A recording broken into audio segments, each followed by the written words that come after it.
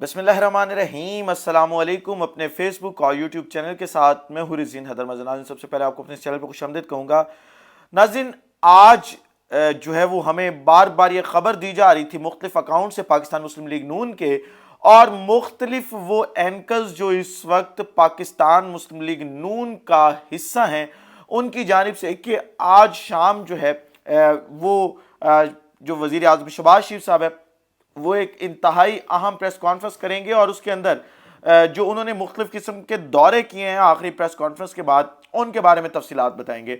लेकिन हुआ कुछ ऐसे कि हम कल रात से, क्योंकि ये खबर हमारे तक पहुंच चुकी थी कि शहबाज शरीफ साहब जो है वो प्रेस कॉन्फ्रेंस करेंगे, तो उसका बड़ा इंतज़ार था। जो मुख्तलिफ किस्म के सहाफ़ी हैं उनको इंतज़ार था। सहाफ़ी जो है वो वज़ीर आज़म ऑफिस पहुंच गए जहां पे प्रेस कॉन्फ्रेंस होनी थी, और जो बाकी कायदीन थे जिन्होंने शहबाज शरीफ के साथ मिलकर प्रेस कॉन्फ्रेंस करनी थी वो भी वहां पे पहुंच गए।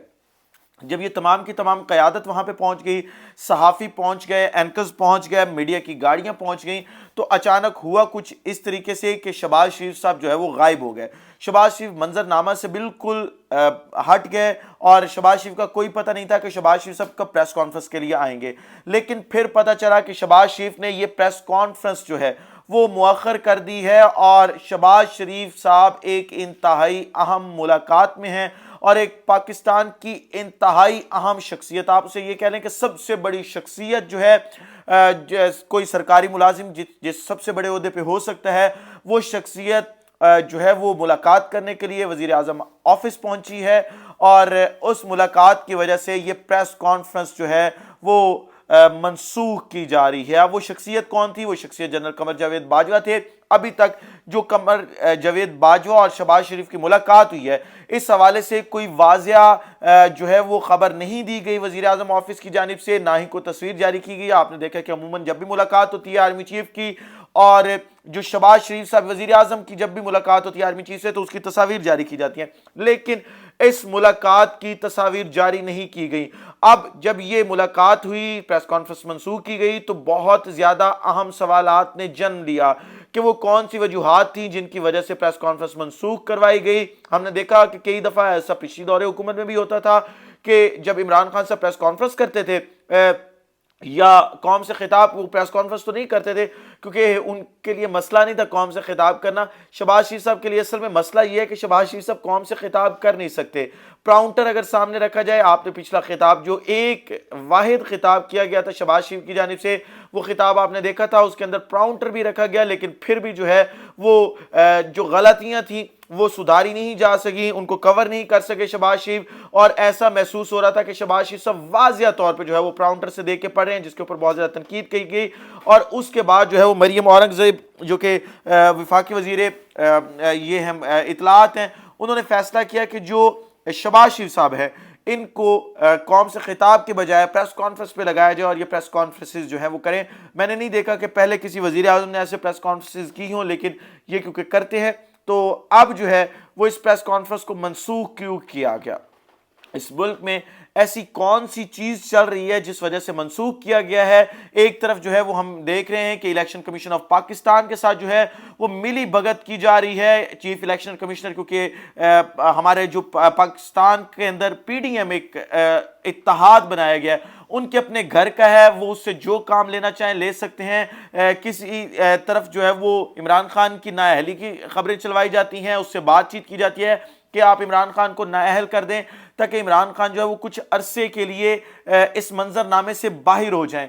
और ऐसा प्रेसिडेंट अगर सेट हुआ, मैंने पिछली वीडियो के अंदर भी आपको बताया था, तो ये प्रेसिडेंट बहुत गलत होगा। आपको पता है कि जब एक प्रेसिडेंट कोई अदालत कोई डिसीजन दे देती है किसी मामले के अंदर, तो वो प्रेसिडेंट सेट हो जाता है। जब ये प्रेसिडेंट सेट हो जाएगा कि तोशा खाना के अंदर किसी भी शख्स को नाअहल किया जा सकता है, किसी को भी ऐवान से उठा के बाहर फेंका जा सकता है, तो सबसे पहली बारी आसिफ जरदारी की होगी, क्योंकि 3 गाड़ियां तोशा खाना से मुफ्त में लेके गए हुए अपना आसिफ जरदारी साहब। फिर नवाज शरीफ साहब के घर में जो गाड़ी एक BMW चल रही है, और उसके बाद एक जो है वो V8 चल रही है, वो भी तोशा खाना से गई हुई है। उसके अलावा दीगर जो गिफ्ट्स थे वो अलग थे। फिर आपको यूसुफ रजा गिलानी का पता है, और आप देखेंगे कि शहबाज शरीफ साहब जब जाएंगे تو 110% توشہ خانہ سے کچھ نہ کچھ لے کے جائیں گے، تو پھر توشہ خانہ کی زد میں ہر سابق وزیر اعظم آئے گا، کیونکہ توشہ خانہ سے تو وہ تحائف لے گا جو بھی اس کے قوانین ہیں اس کے مطابق. تو اس وجہ سے ایسا کوئی پریسیڈنٹ سیٹ نہیں کیا جائے گا کہ جس پریسیڈنٹ کی وجہ سے کل کو یہ جماعتیں خود مشکل میں آ جائیں. لہٰذا سپریم کورٹ جو الیکشن کمیشن آف پاکستان ہے اس کی طرف سے ایک فیصلہ دلوا کر کہ عمران خان نااہل ہے، کچھ عرصے کے لیے انہیں انگیج کیا جائے گا. اس کے بعد سپریم کورٹ سے تو یہ فیصلہ آنا ہی آنا ہے کہ عمران خان کی نااہلی جو ہے وہ ختم کی جاتی ہے، کیونکہ اس معاملے کے اوپر جو ہے وہ نااہلی ہو نہیں سکتی. یہ کسی بھی وزیر اعظم کا استحقاق ہے کہ وہ توشہ خانہ سے جو ہے وہ تحائف لے سکتا ہے.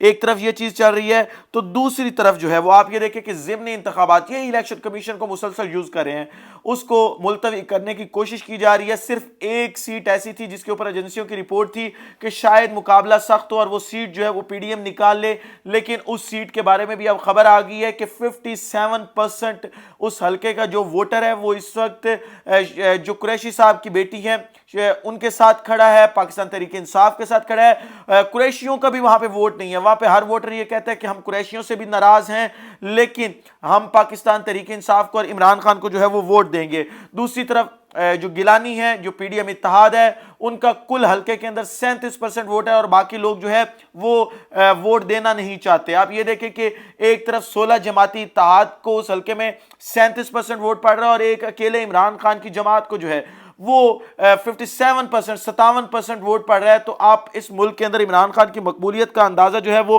خود لگا سکتے ہیں. اور اب جو ہے جو اس وقت پاکستان کے اندر صورتحال بن چکی ہے، جس طریقے سے الیکشن کمیشن کو یہ پریشرائز کیا جا رہا ہے کہ آپ جی جو الیکشن ہے وہ ملتوی کریں. آج پھر پریشرائز کرنے کی کوشش کی گئی کہ وزارت داخلہ کی جانب سے کہ ہم سیکیورٹی فراہم نہیں کر سکتے، ملک کے اندر سیلابی صورتحال ہے، ایمرجنسی چل رہی ہے تو ہم الیکشن کو کسی طریقے سے سیکیورٹی نہیں دے سکیں گے، لہٰذا آپ یہ الیکشن ملتوی کریں. لیکن ابھی تک اس کے اوپر کوئی فیصلہ نہیں ہوا اور لگتا یہ ہے کہ پرسوں الیکشن ہو جائے گا، کیونکہ اس سٹیج کے اوپر الیکشن ملتوی کرنا بہت مشکل ہے.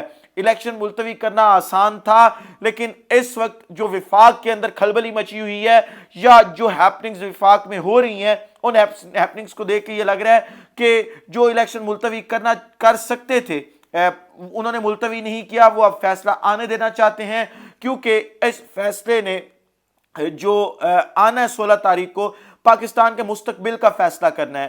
پاکستان کے مستقبل کی سیاست کیا ہوگی، پاکستان کے مستقبل کیا ہوگا، وہ ان الیکشنز نے واضح کرنا ہے. کیونکہ اس الیکشن نے اس جو امپورٹڈ حکومت ہے اس کے مستقبل کا فیصلہ کرنا ہے کہ اس حکومت کا مستقبل کیا ہوگا. اور آپ دیکھیں گے کہ 16 کے فوری بعد ہو سکتا ہے سوموار کو یا منگل کو عمران خان صاحب جو ہے وہ لانگ مارچ کا اعلان کر دیں، اور جب لانگ مارچ کا اعلان عمران خان صاحب کریں گے تو معاملات کلیئر ہو جائیں گے. اور اس وقت جو فتح ہے وہ کپتان سے چند قدم کی دوری پہ کھڑی ہوئی ہے. عمران خان صاحب سے چند میٹرز کے یعنی چند قدم اگر عمران خان صاحب اور چلیں گے تو جو کامیابی ہے وہ ان کے قدم چومے گی. اور آج کی پریس کانفرنس منسوخ ہونا اس چیز کا جو ہے وہ ثبوت ہے. اور وہ چیخ چیخ کے کہہ رہی ہے کہ وفاق کے اندر معاملات خراب چل رہے ہیں، اس وقت وفاق کے اندر کھلبلی ہے، وفاقی کابینہ کے اندر کھلبلی ہے، اور اس وقت جو اوپر ہیپننگز ہو رہی ہیں وہ کسی طریقے سے بھی جو ہے وہ شواز حکومت کے فیور میں نہیں جا رہی.